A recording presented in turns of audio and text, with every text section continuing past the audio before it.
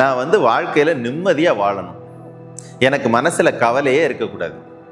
எப்பயுமே சந்தோஷமாக நிம்மதியாக நிறைவாக ஒரு வாழ்க்கையை வாழணும்.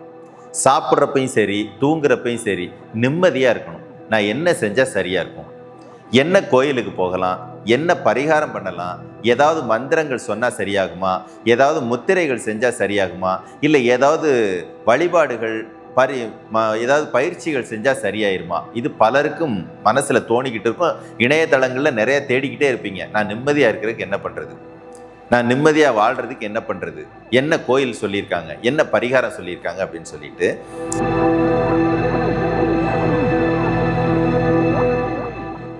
இப்போ வாழ்க்கையில் ஒவ்வொன்றுக்கும் பரிகாரம் தேடி ஓடிக்கிட்டே இருக்கிறோன்னு வச்சுக்கோங்களேன். ஒரு நோய்க்கு ஒரு பரிகாரம், பிரச்சனைக்கு ஒரு பரிகாரம், ஒரு தடைகளுக்கு ஒரு பரிகாரம், எதிரிகளுக்கு ஒரு பரிகாரம் தேடிக்கிட்டே இருந்தீங்கன்னு வச்சுக்கோங்க. வாழ்க்கை பூரா நீங்கள் பரிகாரம் மட்டும்தான் செஞ்சிட்டு இருக்கணும். நாம் பல இடங்களில் பல அன்பர்களிடம் அன்போடு சொல்கிற ஒரு வார்த்தை, எப்பொழுது ஒரு குறை உங்கள் கண்ணுக்கு தெரியுதோ அப்போவே குறை உங்ககிட்ட உருவாயிருச்சின்னு அர்த்தம். இதை அடிக்கடி சொல்லுவோம்.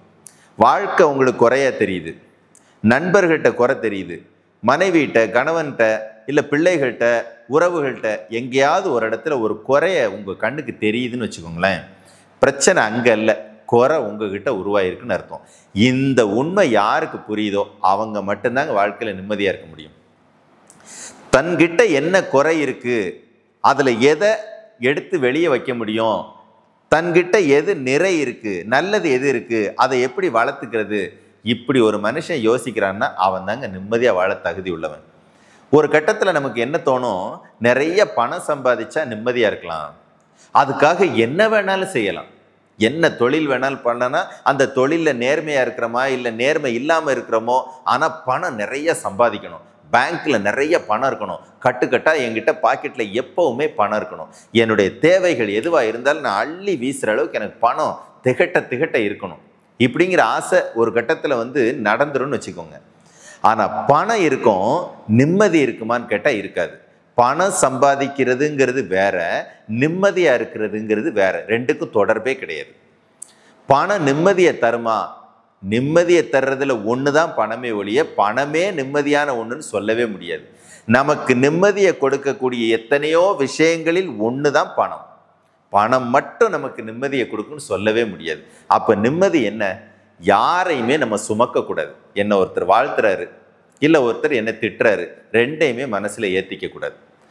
திட்டுனாலும் தூக்கி அதை தள்ளி வச்சிடணும், வாழ்த்துனாலும் தூக்கி தள்ளி வச்சிடணும். ஏன்னா இந்த ரெண்டுமே என்ன பண்ணுன்னா நம்மளை ஒரு எதிர்பாராத ஒரு எதிர்பார்ப்புகளுக்குள்ள கொண்டு போய் சேர்த்துரும்.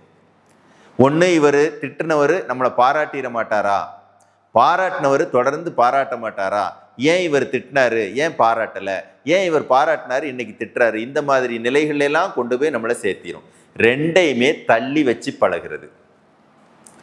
என்னை பார்த்து ஒருத்தர் வாழ்த்திட்டாரு இல்லை புகழ்ந்துட்டாரு, அவரை பற்றின நினைவுகளை தேவையே இல்லாமல் மண்டைக்குள்ளே ஏற்றி வைக்கவே கூடாது. அதை அப்போவே கடந்து போயிடணும்.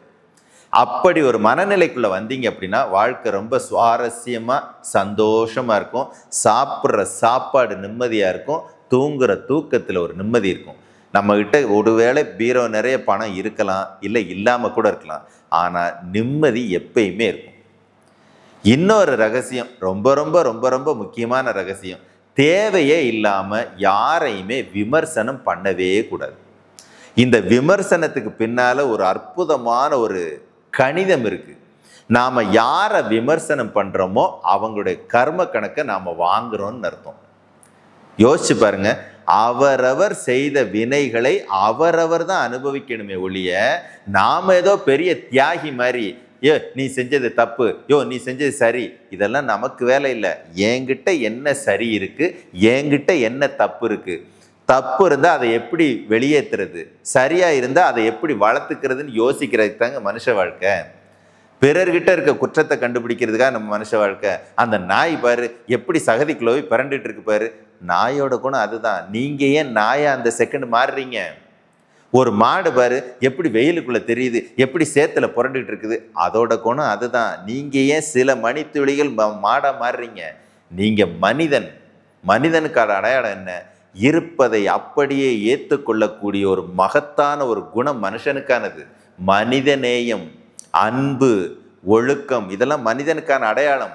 ஐயையோ இது நம்மகிட்ட மிஸ் ஆகி போயிருச்சு, நம்ம அந்த மாதிரி இல்லையே அப்படின்னு தோணுனா முதல்ல அதை எப்படி வளர்த்துக்கிறதுன்னு யோசிங்க.